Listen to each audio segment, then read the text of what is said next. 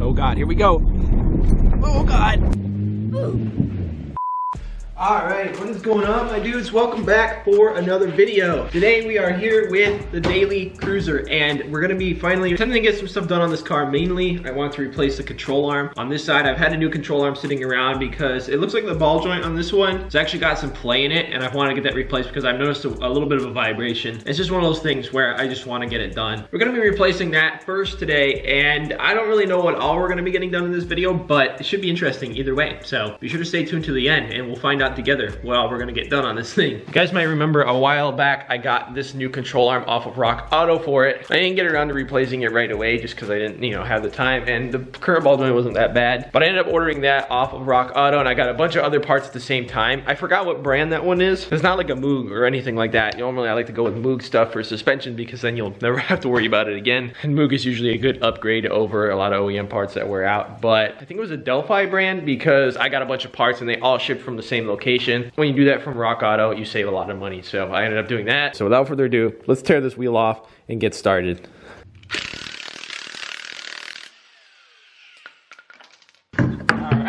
We got our wheel out of the way. We got a clean shot at everything that we need to access pretty much. The only thing is that we will need to remove the wheel on the other side at some point. I don't really feel like doing it right now, but I also don't have to right now. Eventually we'll have to remove the sway bar and link on the other side so that we can drop the sway bar down and ultimately pull our control arm out and get access at everything. But this right here is the ball joint that has the play in it.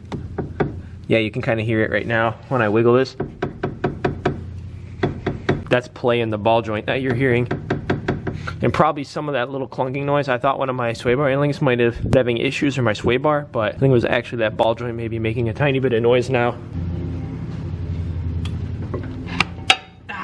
This is a tight bolt.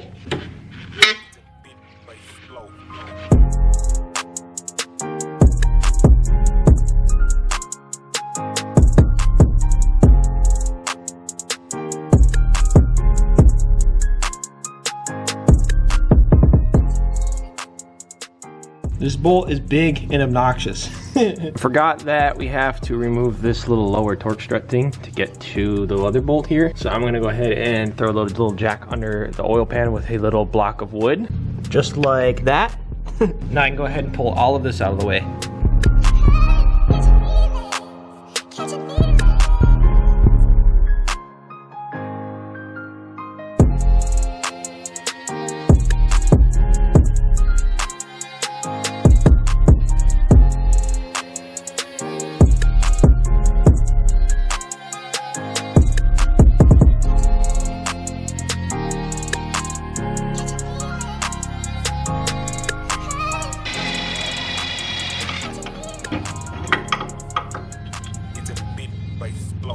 I got this thing a while back for like 10 bucks at Napa. It's a pickle fork. That's actually the proper name for these. And let me tell you what, it has come in handy so much working on the suspension of these cars, whether it be tie rod ends, you can easily pry them and pop them off.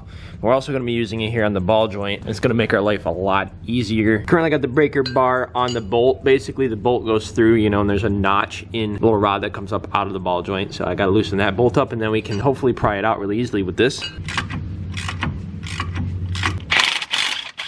There we go. Put the nut off the end of the bolt. And out comes our little bolt that holds our ball joint in. In order to completely remove our control arm and also for it to swing downward, we need to remove our sway bar end links right here. I forgot about that. A few moments later. As I suspected, the nut came off quite easily. Now we can just go ahead and pull the bottom washer and the bushing off. I went ahead and did the same thing on the other side already too, so now our sway bar will pull down. There we go.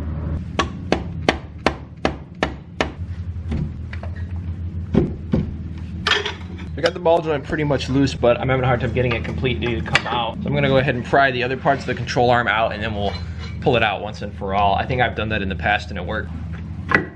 There we go. There There she goes. Finally got our control arm out. You can see there's a lot of weird play going on in this ball joint. It's super, super loose. I'm glad we're getting this replaced now. Something I like to also be extra about and do is I clean out where the control arm goes really good, because there's like some crustiness and just some dirt in there. I actually use my shop vac to suck out any of the loose stuff, and then I use some brake cleaner in there. Also, what I like to do is here where the ball joint goes in, I like to spray a little bit of PB Blaster. And I have this brush that you use for like a paint gun to clean it out, and I just go up in there, make sure the hole is cleaned out of any debris, and then I clean it out with a little brake clean just to be extra careful. All right, got our new control arm with our little sway bar end link thrown in just to make my life easier. What I'm gonna do is put this in and slide the bolt through, and then I'll spin the control arm around into place.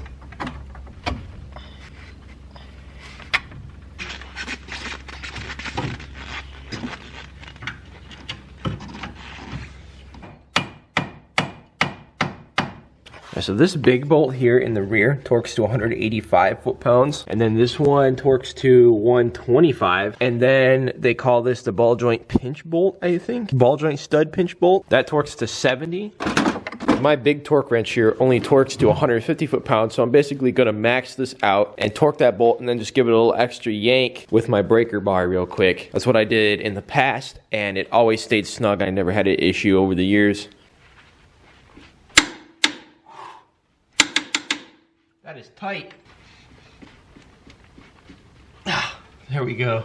Went ahead and torqued the other two things off camera, and other than our last little motor mount, we are completely done with this whole side of the car, which I'm super happy about. We do unfortunately have one other thing to take care of over here on this side. You guys might remember the sway bar bracket that holds the sway bar in. You can see there's the one in place on the other side. The one on this side actually had a bolt break off in it because it was so rusty, and I like bird crap welded it to try to hold it in place, but once again those welds did not hold and broke free. So today I'm going to attempt to clean things up and hopefully drill and tap that. We'll see how that goes, but I'm really just sick of this busting loose all the time.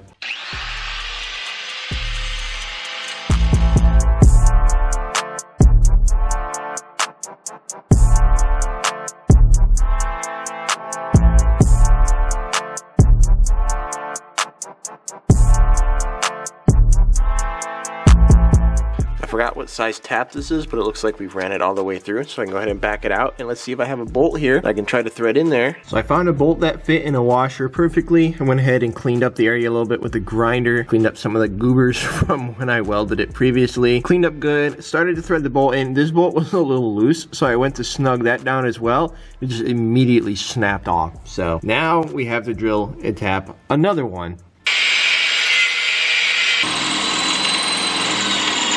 2,000 years later. All right, drilled and tapped them both out. I didn't drill the straightest and I didn't tap the greatest. Hey, that rhymes. I didn't intend for that. But it's in there and it's holding, and you know what? I don't care. We'll see how long it lasts. I didn't even use hardened bolts because I don't have any that are that size. All right, she's back on the ground. Went ahead and torqued everything down. I actually checked the torque on my wheel spacers since I had it up in the air already just to double check them. They were all good to go. Went ahead and finished torquing the sway bar in, and actually the sway bar end link on this side started to strip when I went to torque it, so I wasn't able to fully torque it. It's on there and it's gonna hold just fine, but probably gonna be okay there, but I wanna replace that ASAP just because it's gonna bug me. But other than that, everything is completed and we finally got our new control arm in, so now we can go have some fun. We're gonna fire this thing, I'm taking it out for a spin, and I'm just kind of curious, if anything, to see how messed up the alignment is, if it's really messed up from replacing the control arm. I don't really care because these tires are gonna get replaced anyways, but might have to get that checked soon. All right, let's see how good or how bad she drives. Actually, so far the alignment doesn't seem to be too bad. Maybe slightly off. Now that we got her up to some speed, I don't feel any more vibration like I did before. The alignment was definitely off a tiny bit, but not too bad. I definitely have to get it checked out at some point soon though. So you know what, guys, now that we finally got this stuff fixed up on the suspension of this car, minus that one sway bar link technically, I think it's only fair that we fully test it out for this video. I joke around a lot with this car, and I often refer to it as a rally car, just kind of as a meme and kind of as a joke. You often see me use hashtag rally car or something on my Instagram posts and stuff just to be a smart ass. But you know what, we're actually gonna treat it like a rally car today. Let's see how well this car can actually do doing some off-roading. Just for those of you who don't know, this car is currently sitting on like pretty much fully stock suspension. Some of the stuff was upgraded upgraded to Moog suspension parts. Then we have Team Progressive Rate lowering springs on the car to bring it down and tighten up the suspension a little bit. That's all I've really done to it as far as suspension is concerned. Also 25mm wheel spacers all the way around by Bora. Also, I have new tires sitting right over there for this car, and I just need to get them put on probably later this week. So I don't really care if I blow a tire out or anything, but because these tires kind of suck, I might also get stuck. So we'll see. All right, we got the GoPro on. Let's see what happens.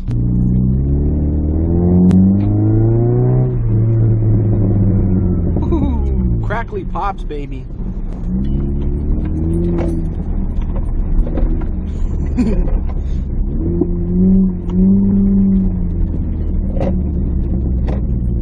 Oh God, here we go. Oh God. Oh, this is a bad idea. Oh my God.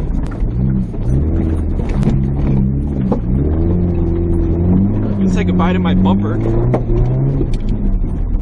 Woo. Oh my God. This is a terrible idea. Well, the bumper survived. Kind of broke this a little bit though.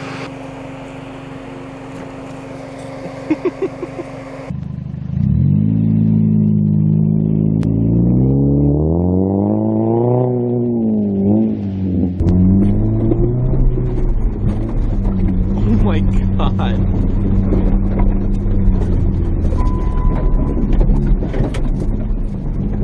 Oh my God.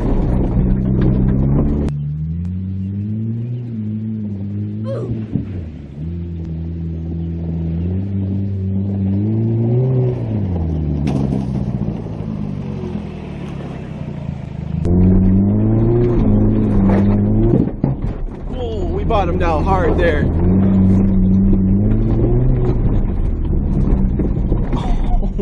God. Honestly though, considering it's holding up, I can't find where we bottomed out. I'm betting that a rock just barely clipped our cross member, you know, other than a few scrapes on our bumper and this being popped out. Also some corn stuck in our little lip here. This was already broken like this, by the way, guys, so I didn't really care if we broke it. She's holding up. You see, I told you guys she's a rally car. I gotta go for one more round though, because we gotta get a thumbnail picture, of course. Hold on tight, boys.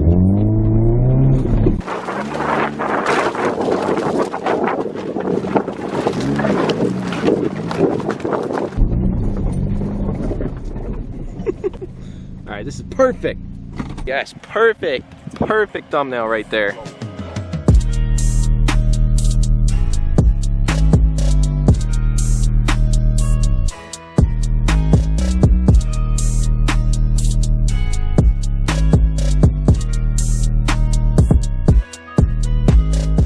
I'm honestly surprised that no tires were popped or anything like that. I'm surprised we only bottomed out once, and I don't even think we bottomed out that bad that time. And I'm actually surprised that the bumper held up as well as it did. I expected to have some major issues. Other than, like I said, the normal little scrapes and stuff that we got a few extra little scratches here on the side. That's really it. No major damage. And of course, you know, this could be a lot more intense. There's a lot of muddy areas I could go down in there where I could really test it out. But I know that these tires absolutely stuck, and I know I'm just gonna immediately get stuck. So considering we've definitely put the suspension to the test, I'm happy.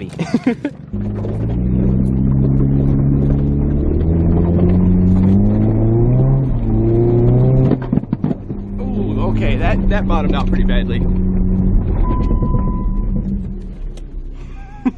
Okay, that was actually probably our worst bottom out this whole time. Sounded like it was on this side of the car. I'm gonna go ahead and bet that a rock just kind of caught our pinch weld.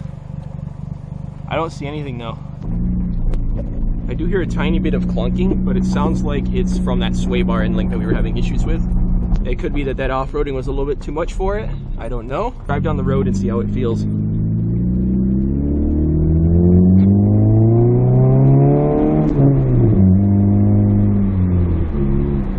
Yeah, so far so good.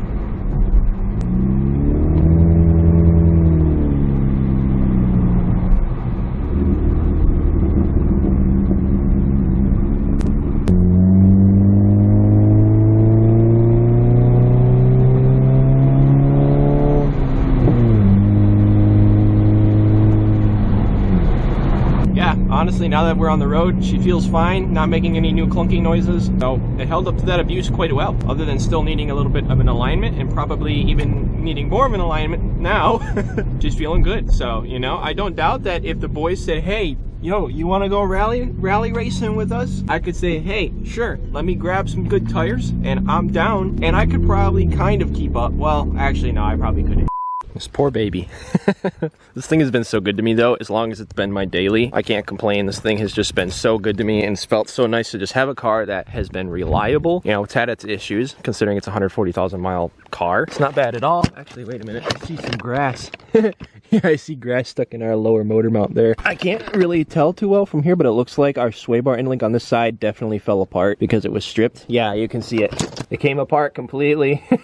I should have seen that one coming. So it looks like that was our only casualty. That and, you know, a little bit of bumper tweakage, but that was really fun. I've always just kind of wanted to do that just to be a smart aleck. Something I've always wanted to do actually is build an off-road cruiser, like, well, off-road cruiser, but stock height, these things are actually pretty high, and I thought about actually building a custom leveling kit, and I've actually talked to some people about it, and I think it's very feasible that we could like custom build our own leveling kit so that at stock height it would be level, the front and the rear. Then we could, you know, build custom bumpers for it maybe, and like a little skid plate for the front, get some nice wheels and tires for it, and then, you know, take it actually off-road and in some mud and stuff. You know, a lot of people have made off-road cruisers or monster truck cruisers, but basically they took a PT and they put it on the chassis of another car, like a Blazer, or, you know, some sort of truck like a Ford Ranger or Dodge Dakota chassis. And it's kind of cool, but, you know, at the same time, it would be cool to take advantage of the chassis that's already there and just make it a little bit more beefy and turn it into an off-roader. But I figured now is the perfect time to pitch this idea to you guys and see what you guys think. Leave a comment below, hit the thumbs up button, do whatever, but I've always